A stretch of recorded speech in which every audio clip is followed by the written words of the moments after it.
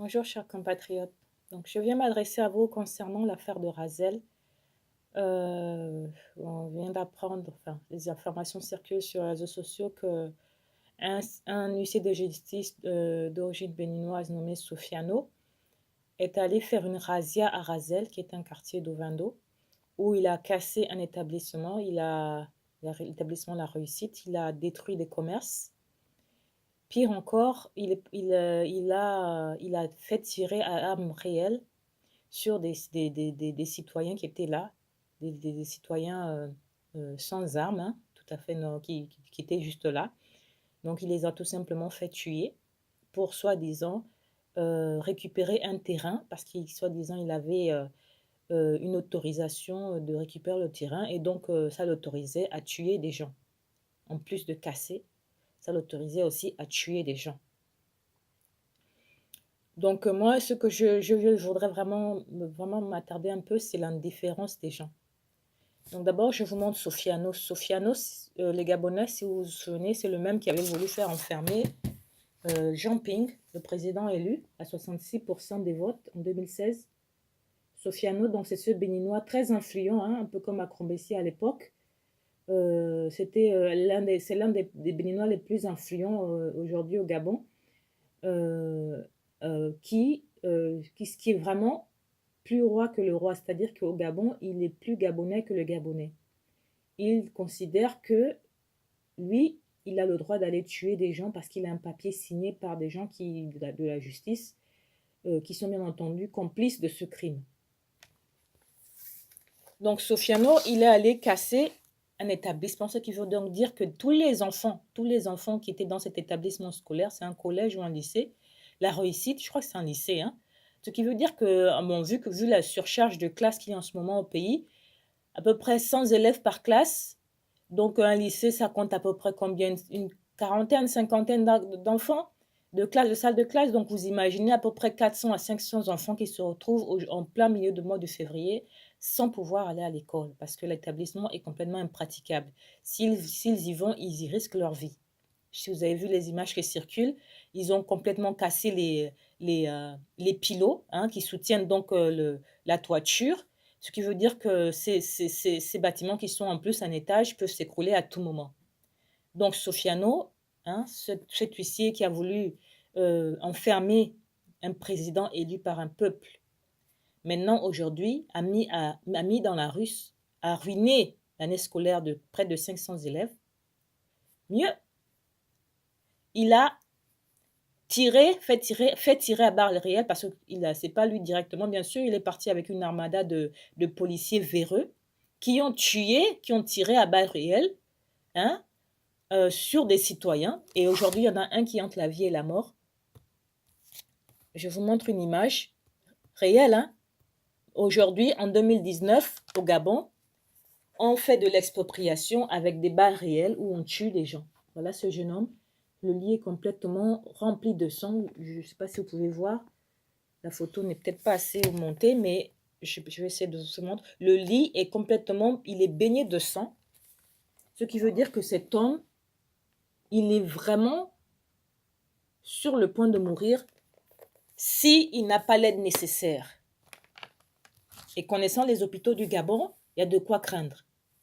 Il a eu une balle, une cartouche réelle qui a été tirée sur lui, sur la côte.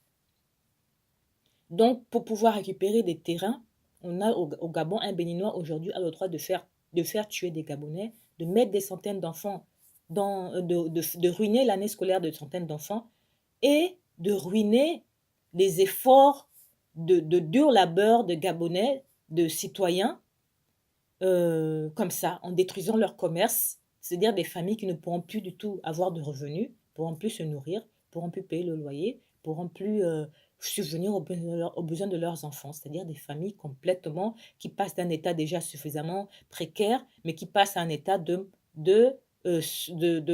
zéro revenu, et sinon d'endettement. Parce que maintenant, il faudra pouvoir s'endetter pour elles, pouvoir manger au moins un repas par jour et avoir un toit sur la maison. Cette histoire, mais vraiment, je ne sais pas comment commencer vraiment, elle me scandalise au plus haut point. Au plus haut point. sachant que dans cette rue-là, il y avait un hôtel, s'appelle l'hôtel de Sosa. Cet hôtel, il appartient à un grand ponte du pays. Et si mon information est juste, je pense je pense que c'est juste, l'hôtel en question est l'hôtel du fils de Maranga Moussavou, hein, le corrompu pseudo-opposant qui a vendu le sang, qui a marché sur le sang des Gabonais pour pouvoir placer ses enfants et lui-même à la tête du pays. Son fils, c'est-à-dire donc lui-même, ils ont un hôtel appelé le Sosa qui se trouve juste à côté de l'école qui a été cassée. Mais ils ont cassé tout autour, cassé l'école, ils ont cassé les commerces autour et ils ont laissé l'hôtel de Biendi bien tranquille, quoi. C'est-à-dire qu'ils savaient très bien les cibles à toucher et les cibles à ne pas toucher. Et celles qui étaient susceptibles d'être touchées, c'était bien entendu celles des personnes qui n'ont pas de parents et qui ne sont pas dans le gouvernement ou dans les hautes sphères de la corruption du Gabon, du pouvoir. Moi, je voudrais bien entendu, sans parler du ministre de la Justice, le procureur qui ne dise rien, le ministre de la Justice, le nouveau ministre de la Justice, enfin le ministre usurpateur, puisqu'il n'y a jamais eu vraiment de nomination. Hein? On ne croit pas vraiment à ces nominations farfelues faites par un masque et des vidéos pixelées. Donc le nouveau ministre de la Justice, je crois que c'est le Mbumbu Miyaku, le fils de Mbumbu Miyaku. Il a été reconduit. Hein, Monsieur Miyaku qui s'était pris tout d'un coup d'un élan de solidarité après le tapage des activistes sur l'affaire de la jeune fille qui avait été, la gamine de 16 ans qui avait été mise en prison injustement par un magistrat.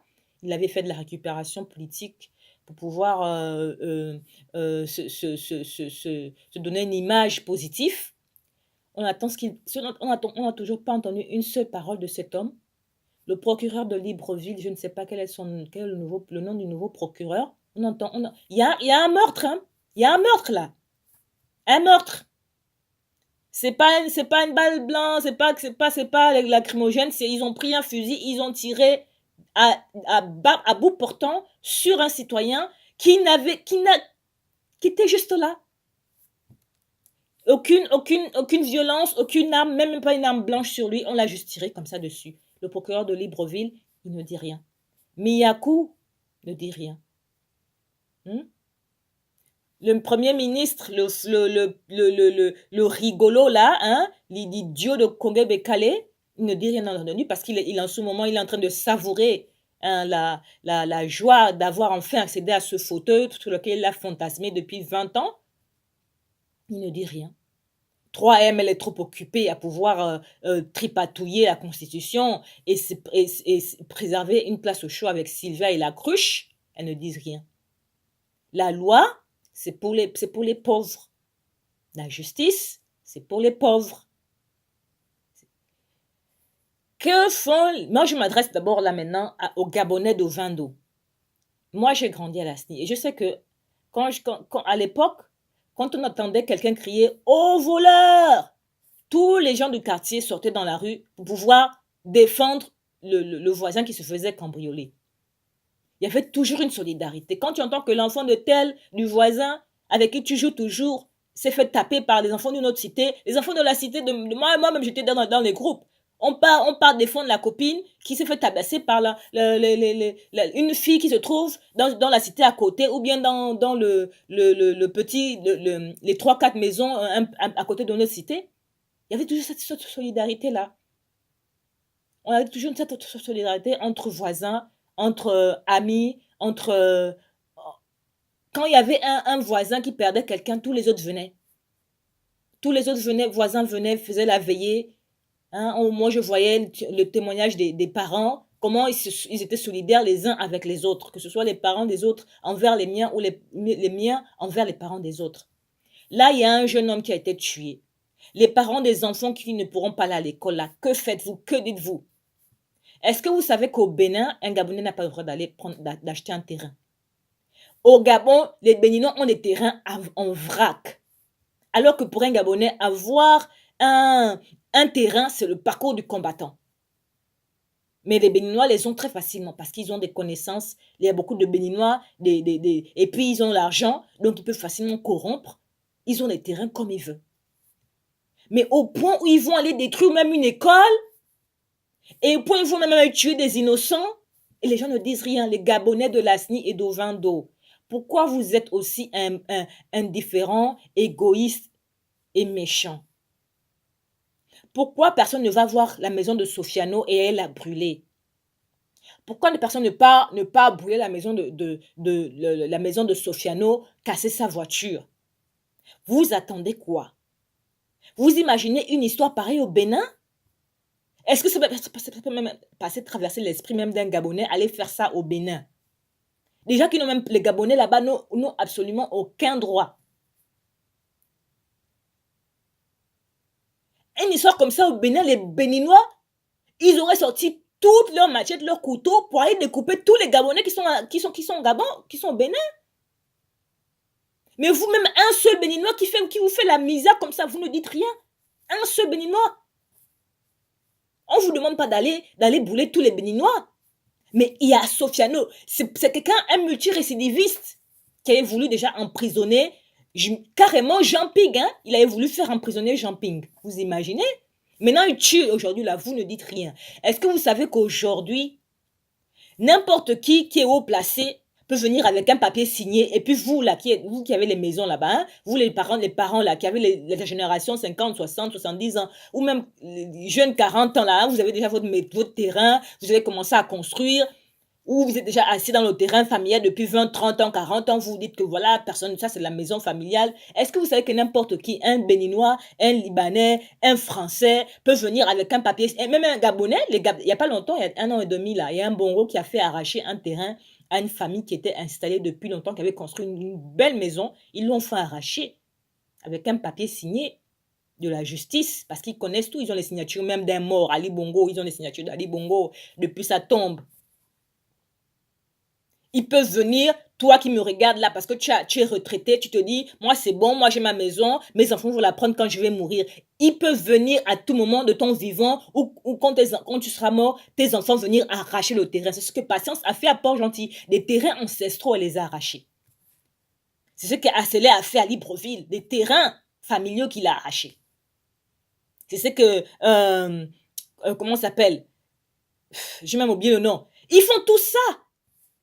Tous les grands du régime, là, les corrompus, les qui sont à la tête, là, ceux-là qui veulent garder le Bongo Pixel vivant, là, ils font les signatures qu'ils veulent, ils peuvent vous chasser de vos terrains à tout moment. Il y en a, il y a pas 1 an hein, qu'on a vu encore une pauvre famille, hein, un jeune homme qui avait qui construisait dans un petit terrain. Il avait construit, je crois que c'était une petite boutique. Hein. On voyait les murs, il avait commencé à monter son petit commerce. Quelqu'un est venu comme ça avec un papier que c'est mon terrain. Et avec le papier, ils sont venus, ils ont cassé, ils ont arraché le jeune homme complètement à la rue, démuni. Il a fait des vidéos, il a fait des photos, mais comme il n'y avait pas de soutien, tout seul, aucune solidarité avec les entre Gabonais, il a abandonné, il s'est calmé. Le terrain, il a été arraché. Les efforts, les investissements qu'il a mis, les prêts qu'il a fait, tout ça s'était arraché. Donc vous, là, l'indifférence que vous avez là, c'est pas bon, les Gabonais. Ce que je viens de voir là, je vous dis que jamais dans aucun pays du monde, ça n'existe nulle part ailleurs sur cette terre. Sur cette terre, on n'a jamais vu ça. Les choses qu'on voit au Gabon là, jamais tu vas voir ça dans un pays du monde.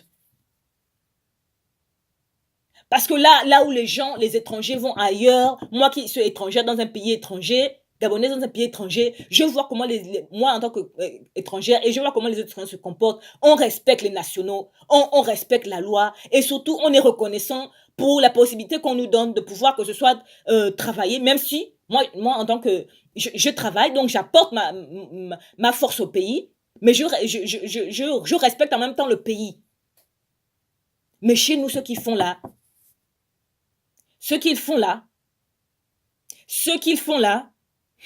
et les Gabonais ne disent rien. On vient, on vous arrache le terrain comme ça là, on vient, on tue, on met les enfants à l'école, les parents sont à la maison, ils ne font rien, ils sont assis, calés. Là, ça c'est la méchanceté, l'égoïsme des Gabonais qui va vous tuer.